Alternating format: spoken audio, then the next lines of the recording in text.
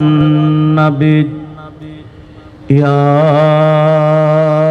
أيها الذين آمنوا صلوا عليه وسلموا تسليما صلى الله على سيدنا محمد وآله وصحابه وسلم اللهم صل على سيدنا مولانا محمد وعلى آل سيدنا مولانا محمد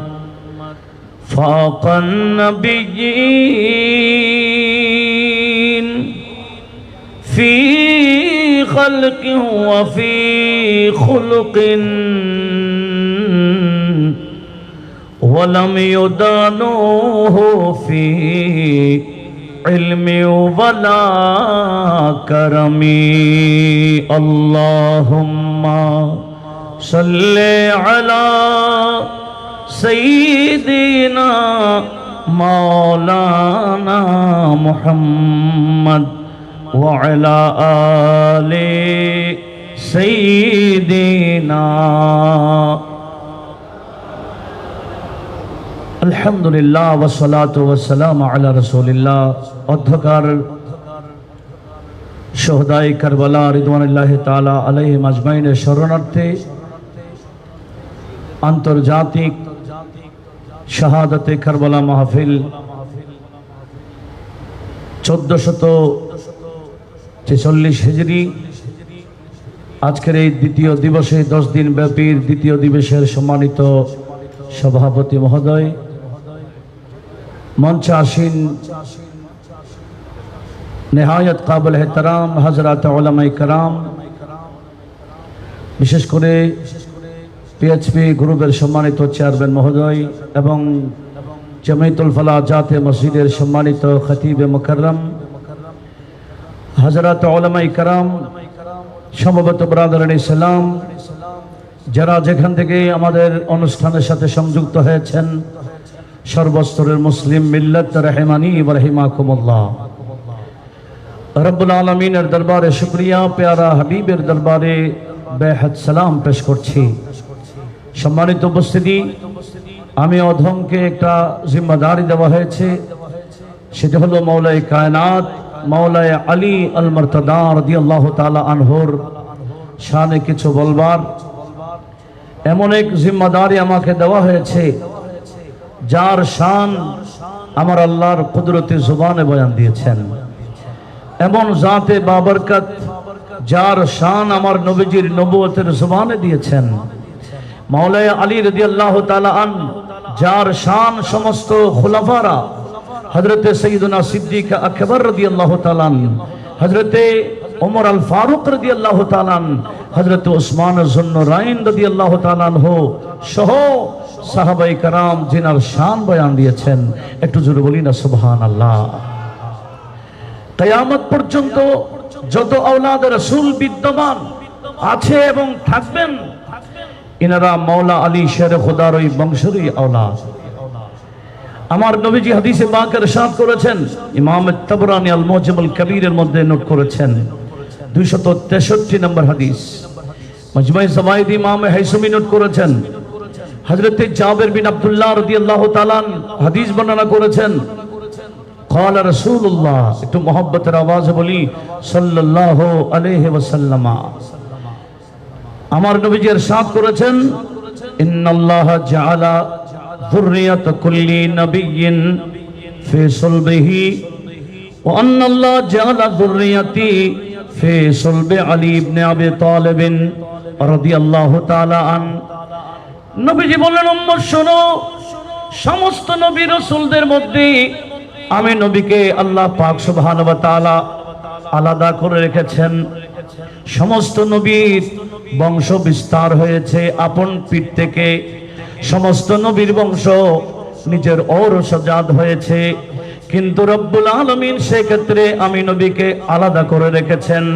ওয়াল্লাহ জাআলা যুররিয়াতি, রব্বুল আলামিন আমার যুররিয়াত, আমার আওলাদ কিয়ামত পর্যন্ত বিদ্যমান রাখবে ফি সুলবি আলী ইবনে আবি তালেবিন, হযরতে আলী ইবনে আবি তালেবের পিঠের মাধ্যমে। জোরে বলুন সুবহানাল্লাহ। নবীজির আওলাদ হযরতে আলী রাদিয়াল্লাহু তাআলা আনহুর আওলাদরাই নবীজির আওলাদ। একটু জোরে বলি না সুবহানাল্লাহ। আমরা যারা এই শাহাদাতে কারবালার মাহফিলের ভক্ত, আওলাদে রাসূলের ভক্ত, সে আওলাদে রাসূলের ভক্ত হওয়াটা এটা ঐচ্ছিক একটি বিষয় না, এটা আবশ্যক বিষয়। সেই মহব্বত আবশ্যক। সে আওলাদে রাসূল জিনাদেরকে ভালোবাসতেই হয়, সে আওলাদে রাসূলদের মূল হচ্ছেন মাওলা আলী রাদিয়াল্লাহু তাআলা আন। আর আমার নবীজি বলছেন, এ আমার আলী শুনো শুনো। ইমামে তাবরানী আল মুজিমুল আওসাতের মধ্যে 1651 নম্বর হাদিসে নোট করেছেন। ইমাম দাইলামি মাসনাদুল ফেরদৌসের মধ্যে 6888 নম্বর হাদিসে মাজমায়ে জাওয়ায়েদ ও ইমাম হাইসামি নোট করেছেন। তাও হযরতে জাবের বিন আব্দুল্লাহ রাদিয়াল্লাহু তাআলা হাদিস বর্ণনা করছেন, قال সামি'তু রাসূলুল্লাহি, একটু মহব্বতে বলি, সাল্লাল্লাহু আলাইহি ওয়াসাল্লাম ইয়াকুল আন-নাসু মিন শাজারিন শাত্তা ওয়া আনা ওয়া আলী মিন শাজারাতিন ওয়াহিদা। নবীজি বললেন, উম্মত মানব জাতি বিভিন্ন বংশের হতে পারে, এক এক মানবের এক একটা বংশ আছে, আর আমি এবং আমার আলীর বংশ হচ্ছে একটাই। জোরে বলুন সুবহানাল্লাহ। নবীর আওলাদ মূলত মাওলায়ে আলীর আওলাদ, সেজন্য ওনাদের মহব্বত আবশ্যক।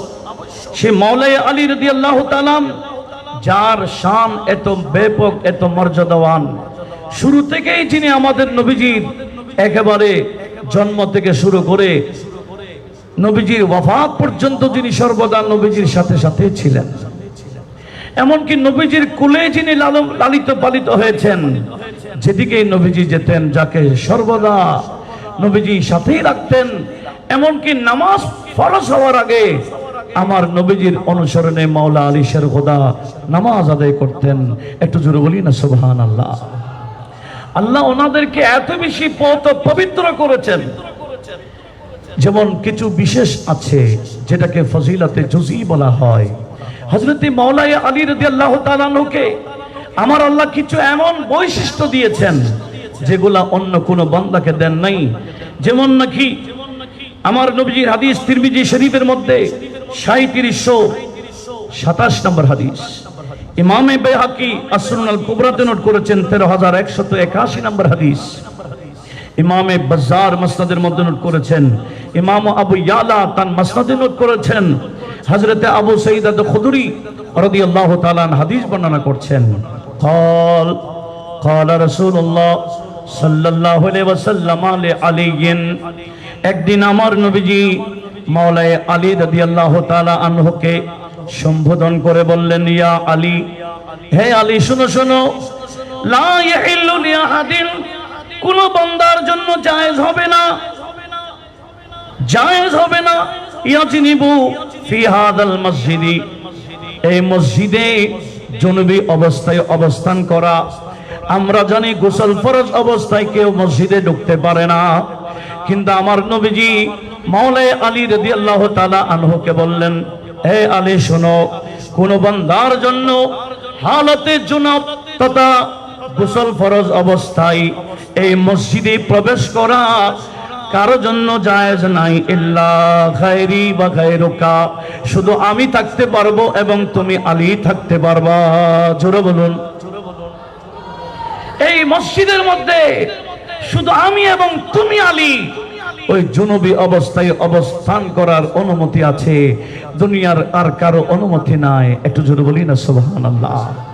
সেজন্য একদিন আমার নবীজি ঘোষণা দিয়েছেন, আয় আমার সাহাবায়ে কেরাম, সুদ্দু হাদিহিল আবওয়াব, মসজিদে নববীর চতুর্দিকে দরওয়াজা ছিল, মানুষের আশেপাশে সাহাবায়ে কেরামের ঘর ছিলেন, ঘর থেকে মসজিদে ঢুকতেন।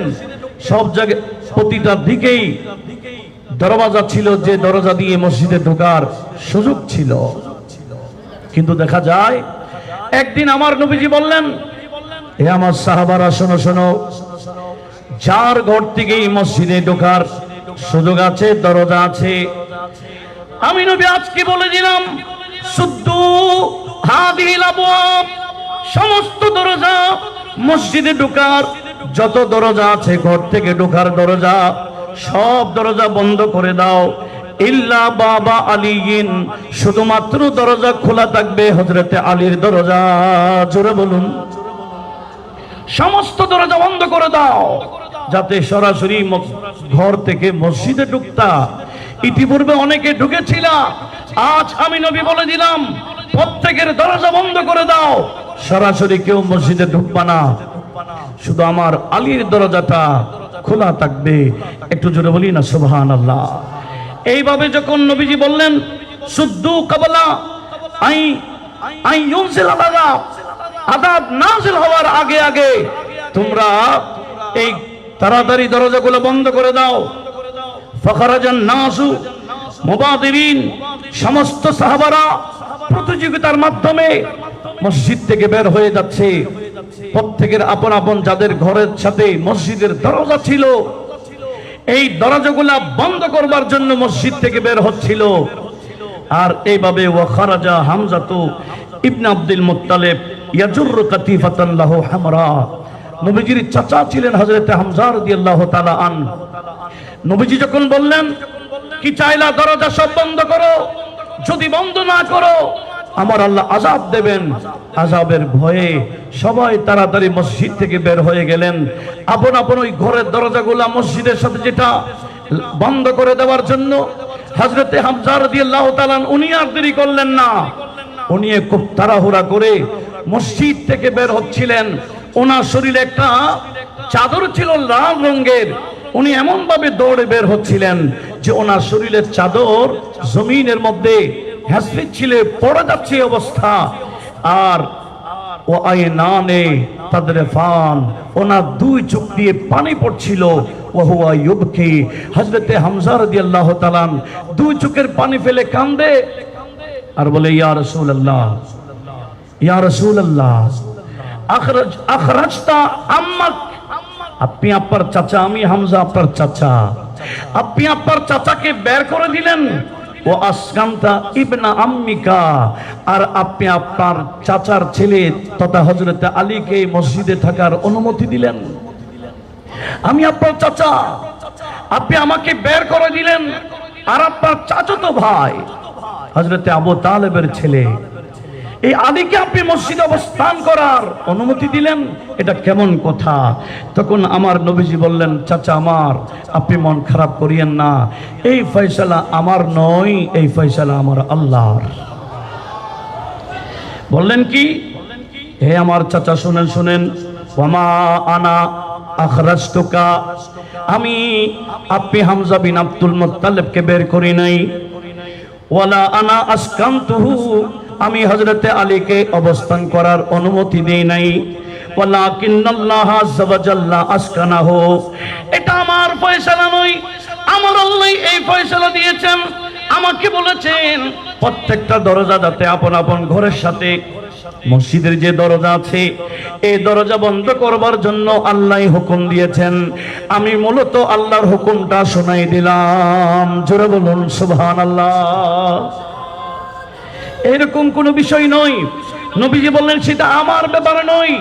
আমার আগে হযরতে মূসা কালিমুল্লাহর ব্যাপারে নবীজি তুলে ধরলেন, হে আমার চাচা শুনেন, ইন্নাল্লাহা আমারা মূসা ইবনে ইমরানা, আমার আল্লাহ হযরতে মূসা ইবনে ইমরান, হযরতে মূসা কালিমুল্লাহ যাকে আমরা চিনি, ওনাকে হুকুম দিয়েছেন কি আইয়ুবনিয়া মসজিদা, যাতে উনি একটা মসজিদ বানায়, তাহেরান তো পবিত্র, লা ইয়াসকুনুহু, যেই মসজিদে থাকার অনুমতি নাই, ইল্লা ওয়া হুয়া ওয়া হারুন ওয়া শাব্বার ওয়া শাব্বির। একটু জোরে বলুন না সুবহানাল্লাহ। হযরতে মূসা কালিমুল্লাহকে আমার আল্লাহ আদেশ দিয়েছিলেন, আয় মূসা কালিমুল্লাহ, আপনি আমি আল্লাহর জন্য একটা মসজিদ বানান, পবিত্র মসজিদ, যেই মসজিদে রাত যাপন করার অনুমতি কারোর জন্য থাকবে না। আপনি মূসা কালিমুল্লাহ থাকতে পারবেন, আপনার ভাই হারুন আলাইহিস সালাম থাকতে পারবেন, হারুনের দুই ছেলে হযরতে শাব্বার এবং শাব্বির থাকতে পারবেন।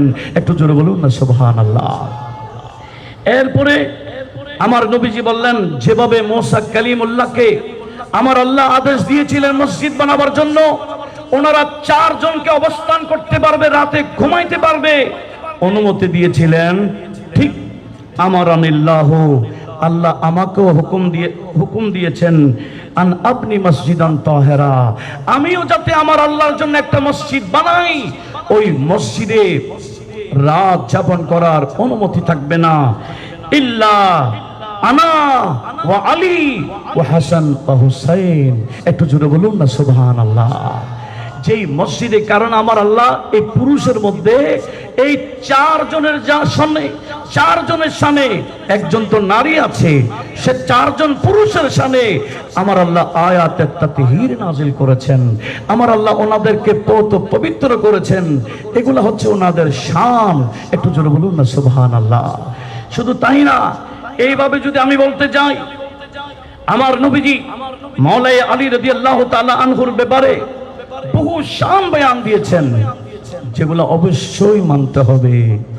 তবে আমার নবীজি হযরতে আলী রাদিয়াল্লাহু তাআলা আনহুকে সম্বোধন করে একটা কথা বলেছেন, যেটা riwayat বহু কিতাবে রয়েছে, বিশেষ করে স্বতন্ত্র একটা কিতাব লিখেছেন ইমাম নাসাই, খাসাইসে আলী রাদিয়াল্লাহু তাআলা আনহু নামে। এই খাসাইসে আলী নামে ইমামে সাহাসিত্তার একজন অন্যতম ইমাম, যার নাম আইম্মায়ে সাহাসিত্তার একজন ইমাম হচ্ছেন ইমামে নাসাই। উনি খাসাইসে আলী নামে কিতাব লিখেছেন। এরপরে আবার আরেকটা কিতাব লিখেছেন ফাদাইলুস সাহাবা নামে। একটু জোরে বলি না সুবহানাল্লাহ। এই হযরতে আলী রাদিয়াল্লাহু তাআলা আনহুর ব্যাপারে আমার এই রাওয়ায়াতটা স্বয়ং মাওলানা আলী রাদিয়াল্লাহু তাআলা আনহু বর্ণনা করছেন। হযরত আলীর শান হযরত মাওলানা আলী নিজেই বর্ণনাকারী, এবং বলছেন কি, একদিন আমাকে আমার রাসূল ইরশাদ করেছেন, ইয়া আলী, আয় আলী, ফিকা মিথলু মিন ঈসা, আমি তোমার মধ্যে দেখতে পাচ্ছি ঈসা আলাইহিস সালামের মতো একটা উদাহরণ। কি রকম?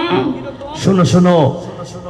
ঈসা আলাইহিস সালামকে ইহুদিরা হিংসা করত, আবগাতহু আল ইয়াহুদু, ইহুদিরা ঈসা আলাইহিস সালামকে বিদ্বেষ রাখত ওনার প্রতি, ওনাকে দেখতে পারতো না ইহুদিরা, যার কারণে হাত্তা বাহাতু উম্মাহু, হযরত ঈসা আলাইহিস সালামের আম্মাকে অপবাদ দিয়েছিল এই ইহুদি সম্প্রদায়, বিয়াদবি করেছিল। পাশাপাশি ওয়া আহাব্বাতহু আন নাসারা, নাসারারা ঈসা আলাইহিস সালামকে মহব্বত করেছিল। কেমন মহব্বত? নবীজি বলছেন, এ আলী শোনো, হযরত ঈসা আলাইহিস সালামকে এই নাসারারা এমন বেশি মহব্বত দেখাতে গিয়ে হাত্তা আনজালুহু বিল মানজালা আল্লাযী লাইসা মিনহু, হযরত ঈসা আলাইহিস সালামকে এমন একটা স্তর তারা দিয়েছে যেটা ওনার শানে প্রযোজ্য না। হযরত ঈসা আলাইহিস সালামকে নাসারারা বেশি মহব্বত করতে গিয়ে আল্লাহর ছেলে বলে দিয়েছে। একটু বড় আওয়াজ বলবো না নাউজুবিল্লাহ। দেখেন ঈসা আলাইহিস সালামকে, একজন ঈসা আলাইহিস সালাম, ওনাকে কেন্দ্র করে 2টা পক্ষ হয়েছে, একটার নাম ইহুদি আর একটার নাম নাসারা। ইহুদিরা ওনাকে বিদ্বেষ রাখত ওনার প্রতি, আর নাসারারা মহব্বত দেখাতে গিয়ে সীমা লঙ্ঘন করেছে। আর আমার নবীজি বলে, হ্যাঁ আলী শোনো, তোমার শান আমার আল্লাহ বয়ান দিয়েছেন, তোমার শান আমি নবী বয়ান দিচ্ছি, তোমার শান আমার সাহাবারা বয়ান দিবে। এগুলা দেখে অনেকে এই নাসারাদের মতো তোমাকে এমন একটা শান নিয়ে যাবে, তোমার এমন ভাবে শান বয়ান দেবে যেভাবে নাসারারা করে নাসারারা গোমরা হয়ে গেছে। তুমি আলীর প্রতিও সীমা লঙ্ঘন করার কারণে অনেকে পথভ্রষ্ট হবে। একটু বড় আওয়াজে বলুন না নাউজুবিল্লাহ। আমরাও দেখতে পাচ্ছি এই হযরতে আলী রাদিয়াল্লাহু তাআলা আনহু, যাকে আমরা নাম বলার আগে মওলা বলি, যার নামের আগে আমরা মওলা বলি। একটু জোরে বলি না সুবহানাল্লাহ।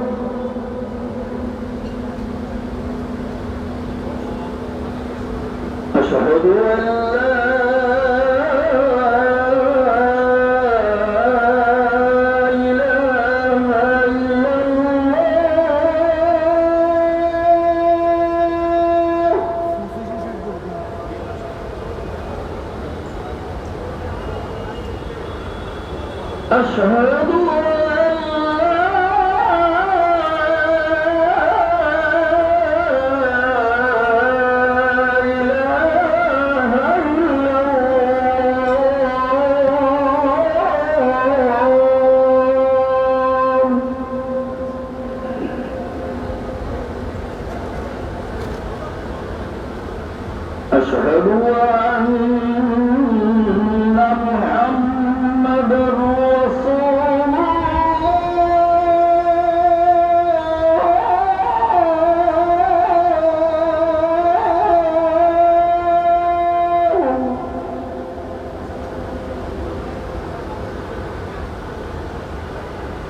أشهد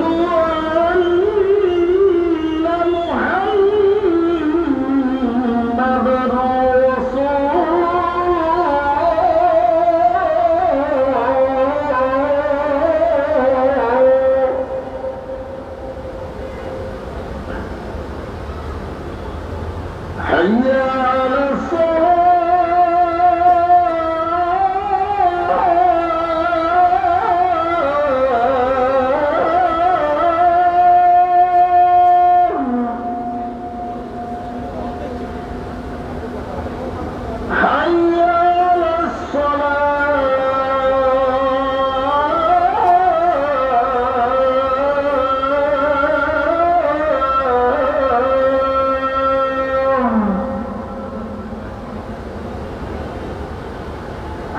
على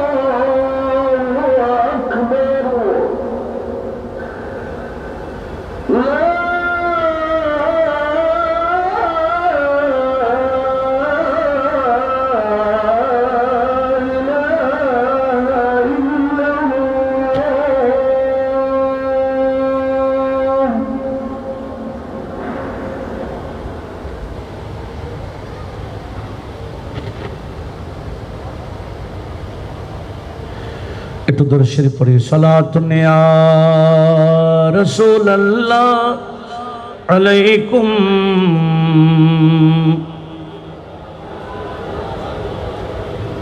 मिट जाएगा जो आएगा हमको मिठाने, सर पर हमारे साये मौलाए अली है। सलातुन या সালামুন ইয়া হাবিবাল্লাহ আলাইকুম। সম্মানিত উপস্থিতি, যেই কথাটা আমি উপস্থাপন করতে চেয়েছিলাম, আমার নবীজি হযরতে মাওলানা আলীকে সম্বোধন করে কি বললেন? তোমার উদাহরণটা আমি হযরতে ঈসা আলাইহিস সালামের মতো দেখতে পাচ্ছি। একদল ওনাকে বিদ্বেষ করতে গিয়ে ধ্বংস হয়েছে, আরেক দল বেশি মহব্বত দেখাতে গিয়ে তাও ধ্বংস হয়েছে। ঠিক তুমি আলীকেও কেন্দ্র করে তোমার প্রতি বিদ্বেষ রেখে জাহান্নামী হবে। হযরতে আলীকে বিদ্বেষ রাখে এরকম কিছু মুসলমান নামদারি আছে কিনা? যারা মাওলা আলী শের খোদাকে দেখতে পায় না, সহ্য করে না, মাওলা আলীর শান মানে না, এদের নাম আমরা এদেরকে খারেজি হিসেবে চিনি। কথা বলুন ঠিক না? আরেক দল আছে হযরত ঈসা আলাইহিস সালামকে বেশি মহব্বত করতে গিয়ে ওনার যেটা শান সেটাতে না রেখে ওনাকে আল্লাহর বান্দা না বলে আল্লাহর ছেলে বলে দিয়েছে। ঠিক আমার নবীজি বলছেন, আলী তোমার ব্যাপারেও বিষয়টা স্পষ্ট হবে। তুমি আলীকে মহব্বত দেখাতে গিয়ে তোমার যেটা মর্যাদা সেটার উপর অনেকে এমন ভাবে অন্যান্য যাদেরকে আমার আল্লাহ ফজিলত দিয়েছেন, মর্যাদা দিয়েছেন, এদের উপরও তোমার মর্যাদা দিতে চাইবে। এরাই তাদের পথভ্রষ্টতা, এটাই হলো তাদের পথভ্রষ্টতা। সেজন্য মাওলা আলী শের খোদার জ্ঞান তো আমার নবীর থেকে আসছে। কথা বলুন ঠিক না? নবীজির জ্ঞান মূলত আমাদের নবীজির জ্ঞান। হযরত আলীর জ্ঞান হলো নবীজির জ্ঞান। নবীজি বললেন, আমার নবীজি হাদিসে পাক যেটা বুখারীতে তাকরার হয়েছে, নবীজি বলেছিলেন, সালুনি মা শিতুম, আয় আমার সাহাবারা তোমাদের যা ইচ্ছা তা আমার থেকে জিজ্ঞেস করো, লা তাসআলুনি আন শাইইন ইল্লা বায়ানতুহু, যে কোনো বিষয়ে আমাকে প্রশ্ন করবে না কেন, আমি নবী এখানে দাঁড়িয়ে তোমাদেরকে উত্তর দিব। সালুনি মা শিতুম বলে বলে নবীজি বলতেন, যার যা ইচ্ছা তা জিজ্ঞেস করো। আল্লাহ নবীজিকে সে জ্ঞান দিয়েছেন। ঠিক হযরতে মাওলাই আলী রাদিয়াল্লাহু তাআলা আনহু বলতেন, সালুনি মা শিতুম, সালুনি দুনাল আরশ মা শিতুম, তোমাদের মধ্যে যার যেটা ইচ্ছা আরশের নিচ থেকে তাহাতু থানা পর্যন্ত যার যেটা জিজ্ঞেস করা আছে আমি আলী থেকে জিজ্ঞেস করো, কারণ আমার জ্ঞান মূলত নবীজির জ্ঞান। সেই মাওলাই আলী রাদিয়াল্লাহু তাআলা জানতেন যে ওনাকে কেন্দ্র করে, কারণ আমার নবীজিও বলেছেন সেই বিষয়ে নবী মাওলাই আলী আগে ভাগে ওনার বাণী পেশ করে দিয়েছেন। ওনার বাণীটা ইমাম আহমদ বিন হাম্বল যার ফাজাইল সাহাবার মধ্যে 49 নম্বর হাদিসে নোট করেছেন মাওলাই আলীর বাণী। এমনকি ইমাম বাইহাকি ওনার একটা কিতাব আছে, সেই কিতাবের নাম আল ইতিকাদ ওয়াল হিদায়া ইলা সাবিলির রাশাদ। এই বাইহাকি ইমাম বাইহাকি হাদিস নোট করেছেন। ইমাম ইবনে আসিম তার সুন্নাতে নোট করেছেন। আমাদের আলা হযরত একটা কিতাব রেখেছেন, সেই কিতাবের নাম আস-সাল্লাতুল আনকা মিন বাহরে সাবকাতিল আতকা। এই কিতাবেও আলা হযরত হাদিসগুলো নোট করেছেন। হাদিসটা কি? মাওলা আলী রাদিয়াল্লাহু তাআলা আনহু বলেছেন, লা আজিদু আহাদান ফাদ্দালানি আলা আবি বকরিন ওয়া উমারা ইল্লা জালাতুহু হাদ্দাল মুফতারি। দুনিয়ার মানুষ, আমি আলী জানি আমার উপর সিদ্দিক আকবরকে অনেকে প্রাধান্য দিতে থাকবে, আমার উপর মাওলাই আলীকে, আমার উপর হযরত ফারুক আজমকে প্রাধান্য দিতে চেষ্টা চালাবে। আমি আলী রাদিয়াল্লাহু তাআলা আনহু তাদের ব্যাপারে বলে দিচ্ছি, এইরকম কোন ব্যক্তি যদি পাই আমাকে সিদ্দিক আকবরের উপরে উঠাতে চায়, এমন কোন ব্যক্তি যদি আমি পাই আমাকে হযরত ফারুক আজমের উপরে উঠাতে চায়, জালাতুহু হাদ্দাল মুফতারি, আমি তাকে 80 দৌড়া দেব। একটু বড় আওয়াজে বলুন না নাউজুবিল্লাহ। হযরত আলী রাদিয়াল্লাহু তাআলা আগেভাগে বলে দিয়েছিলেন যে আমি জানি, যেটা বুখারী শরীফের মধ্যে কিতাবুল মানাকিবের হাদিস, ইমাম হযরত মাওলাই আলী রাদিয়াল্লাহু তাআলা আনহুর ছেলে মুহাম্মদ বিন হানাফিয়া এই হাদিস বর্ণনা করেছেন। যিনি ওনার আব্বা থেকে হাদিস বর্ণনা করেছেন।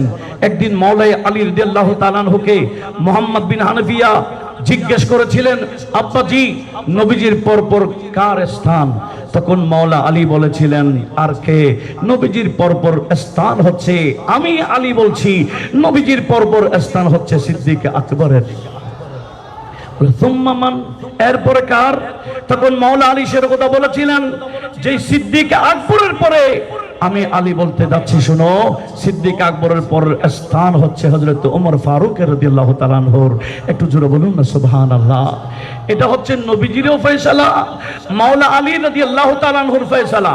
সেই জন্য মাওলা আলী বলেছিলেন, এমন কোন ব্যক্তি যদি আমি দেখতে পাই আমাকে সিদ্দিক আকবরের উপরে উঠাতে চায়, আমাকে হযরত ওমরের উপরে উঠাতে চায়, আমি তাকে ছাড়বো না, আমি তাকে দুররা দেব, 80টা দুররা দেব। একটু বড় আওয়াজে বলুন না নাউজুবিল্লাহ। সেজন্য এই সমস্ত হাদিসগুলো, এই রেফারেন্সগুলো বর্তমান সমাজে বলাটা অতীব প্রয়োজন মনে করছি। মাওলা আলী রাদিয়াল্লাহু তাআলা আনহুর মহব্বত সমস্ত ঈমানদারের উপর ফরজ। ইনি আওলাদে রাসূল, আহলে বাইতে রাসূলের মধ্যে অন্যতম সদস্য। যাদেরকে মহব্বত করা নফলি বিষয় নয়, অতিরিক্ত বিষয় নয়, যাদেরকে মহব্বত করা ফরজ বলে কোরআনে পাকের আয়াত নাযিল করেছেন, সেই ব্যক্তিদের মধ্যে মাওলা আলী শেরে খোদা হচ্ছে অন্যতম। এমন কোন আহলে সুন্নাত ওয়াল জামাতের অনুসারী নাই যাদের অন্তরে মাওলা আলী শেরে খোদার মহব্বত নাই। সমস্ত সুন্নি জনতা মাওলা আলীকে ভালোবাসে। মাওলা আলী রাদিয়াল্লাহু তাআলা আনহুর শানে আমার নবীজি ওই গদীর কওমের মধ্যে মাওলা আলী রাদিয়াল্লাহু তাআলা আনহুর শান তুলে ধরেছিলেন। এটা সমস্ত সুন্নি জনতা মানে বিদায় হযরতে আলী রাদিয়াল্লাহু তাআলা আনহুর নাম উচ্চারণ করার আগে ওই হাদিসের উপর আমল করতে গিয়ে মাওলা বলে। একটু জোরে বলুন না সুবহানাল্লাহ। এটা হচ্ছে রাসূল পাক সাল্লাল্লাহু আলাইহি ওয়াসাল্লাম মাওলা আলী রাদিয়াল্লাহু তাআলা আনহুর শান বয়ান দিয়েছেন। সেজন্য প্রত্যেকটা মুসলিমের উচিত মাওলা আলী শেরে খোদার শানটাকে মেনে নেওয়া, ওনাকে শ্রদ্ধা করা, ওনার আওলাদ যারা কিয়ামত পর্যন্ত আসবে ওনাদেরকে শ্রদ্ধা করা। ইনাদের প্রতি যদি কোনো ধরনের বিদ্বেষ থাকে কলবে ঈমান থাকবে না।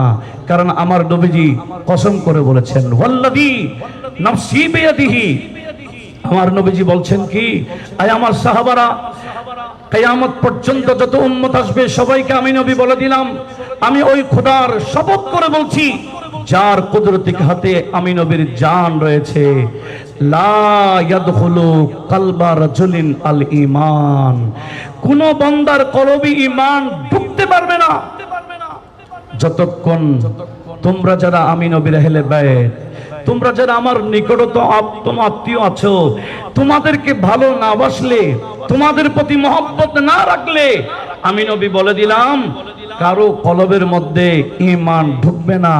সেজন্য কলবে ঈমান ঢোকার জন্য মাওলা আলী রাদিয়াল্লাহু তাআলা আনহুর মহব্বত আবশ্যক, আওলাদে আলীর মহব্বত আবশ্যক। ইনাদের মহব্বত ছাড়া কলবে ঈমান ঢুকবে না।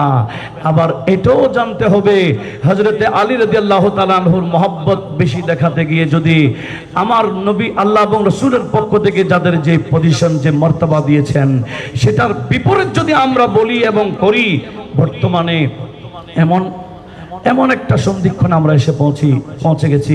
গত কয়েকদিন আগে ফেসবুকে দেখলাম কিছু বক্তা বলতেছে হযরতে আলীর শানে নাকি আমার আল্লাহ বহু আয়াত নাযিল করেছেন, এই খুলাফায়ে রাশিদা নাকি এগুলাকে চুবাই ফেলেছেন। একটু মহব্বতে বলেন না নাউজুবিল্লাহ। এই কোরআনের প্রত্যেকটা আয়াত হরফের উপর আমাদের আস্থা আছে কিনা, বিশ্বাস আছে কিনা?